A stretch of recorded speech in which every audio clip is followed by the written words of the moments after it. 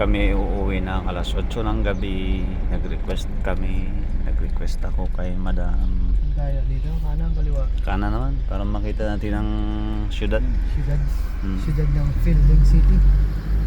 May makita tayong magaganda. So ito po ang aming tinatahak kasalukuyang Sino lang? 2 kilometro lang. simula dito. Lapit lang pala. 2.5. 15 minutes, 30 minutes lakad.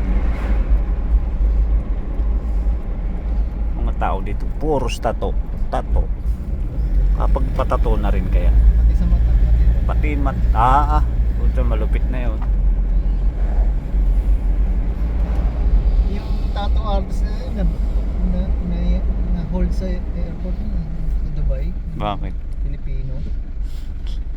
Sita. Pati mata. At itim. walang kaya. Alien. Alien. Pagkamalang alien. Hindi mais. Ito na kami guys sa city, Building City. Clock Tower. Clock Tower. Clock tower na hindi umaandar. Minsan umaandar.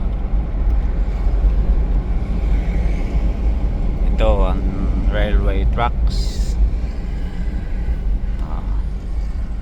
Ganito lang ho ang yan, 13 degrees, malamig. Malamig pag nakahubad.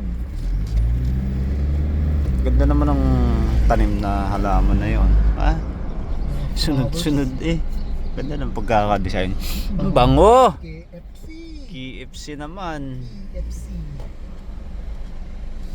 Sarap, mga gutom. Oops.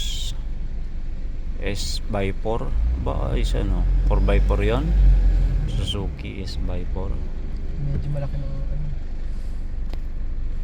S-by-4. Pizza Hut.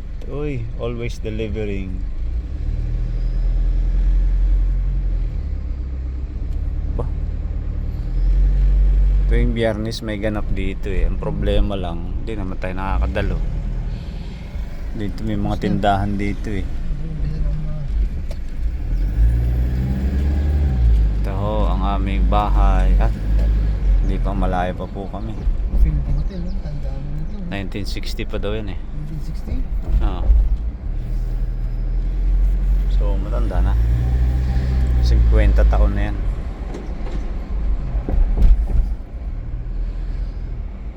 Ayos ba ang buhay dito sa Canada?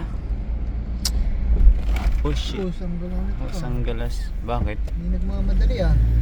Eh, ikaw siya naman ang tama, di ba? Oo. Ha? Bakit ah? Hindi. Main road to eh.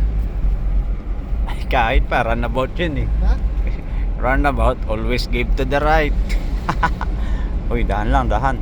Dahan. Dahan lang, dahan. Gandang aso oh. Ay. Gandang aso. Hello. Hello, ako na hello. Ito na guys. Uwi na tayo. So ito lang ang buhay namin bilang abroad. Buhay pa rin nga itong sayote. Tatagal kaya ito? Ayun, lumubog na yung isang sayote oh. Meron pa doon na ilan. Wala na, nakakatamad mag-garden kapag pagka winter, ang lamig kasi namamatay ang halaman. Alright.